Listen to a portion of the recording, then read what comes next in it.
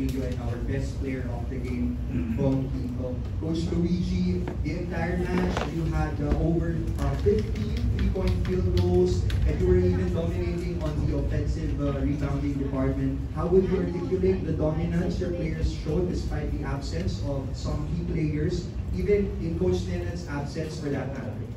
Yeah, well, you know, it's Coach Nenad's system, so he's not here, he's not well. He's been teaching us a lot of things defensively, offensively. So today we knew it would be a hard game a little bit. You know, we wanted also AD getting in shape a little bit, and I think he found his groove today. Diba? Kay AD naman, habang tumatagal, nakikita namin he's getting in shape. I like the 24 assists, the ball was moving. You know, I think we also did well rebounding 51 to 31. So I think those are certain keys na hinahanap din namin. Coach, you mentioned about AD getting in shape, and that is really important for Meralco. So how will you be able to continue and sustain this for your upcoming games? More so now that there are some injuries scared in Chris Newsome, Aaron Black, and the other players.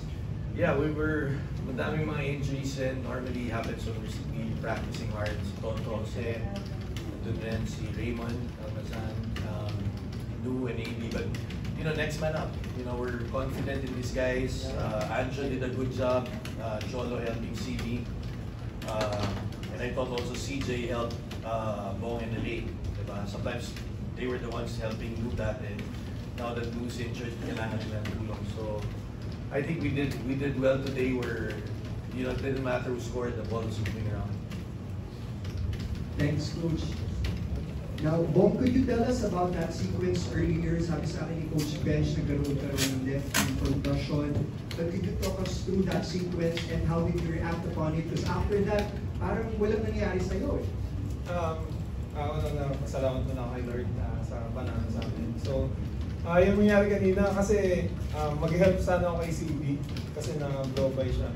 So, pagkatras ko, may napakan ako tubig. So, nadulas kung parang sumadsad yung tuhod ko sa floor. So, thank God naman na hindi siya seryoso.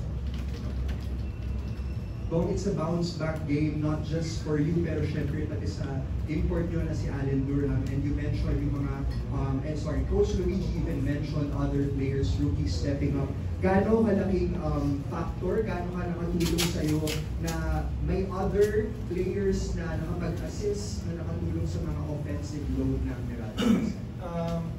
Gaya ng sabi namin kahit last conference, talagang nire-ready kami ni Coach Nenad, ni Coach Luigi sa mga ganitong sitwasyon kasi yun nga, pag may na-injury sa amin, syempre kung lahat kami ready maglaro, pagdating sa game, makakapag-execute. Kahit sino sa amin na pwedeng miss-score, pwedeng gumipensa. So yun yung maganda sa team namin na pinagtatrabahuan namin lahat sa practice. Kaya pagdating sa game yun, na-execute namin lahat. Now we open the floor to our friends from the press. Coach, congratulations. But for the record lang, ba't wala si Coach Nenad natin? Ano yung status nila yung mga injured players na Aaron? Parang may bug ngayon na umiikot eh. Last week ako rin nag-absent ako one day, and then si Coach Nenad masama yung niya. So, he was vomiting up and down siya kapot. He's better naman now. So, hopefully, he'll get better. No? But talagang hindi siya pwede today. And then, si yung tapilok niya, we just thought to ourselves na baka better, wag muna gamitin dahil next week, sunod-sunod yung laro, may out of town kami. It's just a smart thing to do na not to force him. Diba? Kung finals siya or semis and it's a knockout game, he'll play. But at this point in time, as a staff, pinag-usapan namin, I spoke to better na hindi. Raymond should be back soon. He had muscle spasms, Elaine had the groin. Medyo may mga may edad na, diba? So, hard kami sa practice.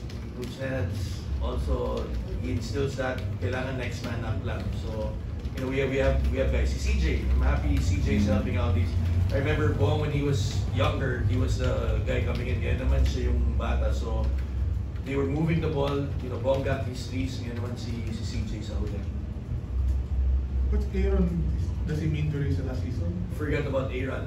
May meniscus siya. We had him check sa doctor, MRI, and he has to have a surgery. So he'll be out 1 month. So that's a big blow sa amin. We don't have si Aaron, si Lou for a while, but hopefully next week he'll be back. Toto and Raymond should be back next week. So sanay naman, but happy with the other guys. Si Kyle, binibigyan ng opportunity, si Brandon at si Norbert. Coach, just wanted to expand yung sa impact ni CJ kasi parang based on comparison going with ano pa ba yung nakikita mo comparison ng dalawa ni CJ? Well, CJ still has a lot to prove. He's very talented. I think he's very popular dahil Madam is very humble. Like Bong also, they're both the same. They're easy to coach. They're very motivated. I think with CJ, it's just his quality of shots. Sometimes because he's always in attack mode, you have to know when a good shot from a matchup is. So madami pa siyang kakainin. I think he has to develop his defense, but he has good guys around him. So sa amin, we were happy na swerte kami bumaba siya sa draft ng 11. I mean, when you reach this, it's a blessing to have a deeper bench so that when you get into a series, may katulong mga to. But we're very pleased with him. He's a very humble guy. Listens, tawag niya dito mga kuya. I think he's gonna grow. He's gonna grow with these guys around him.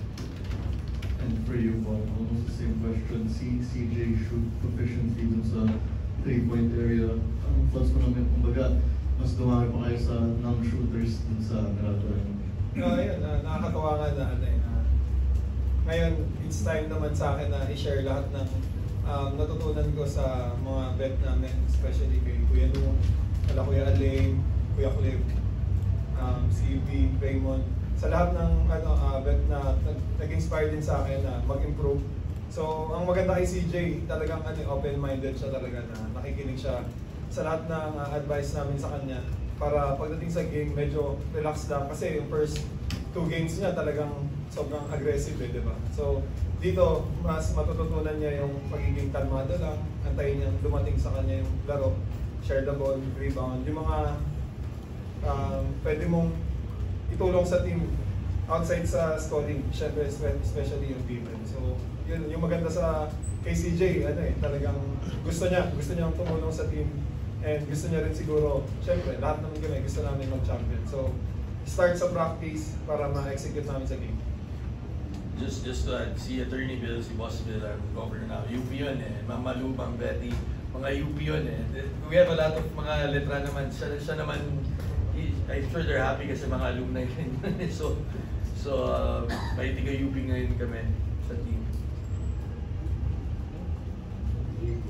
That's it for our post-game press conference. Thank you, gentlemen, and congratulations. Coach, I'm on.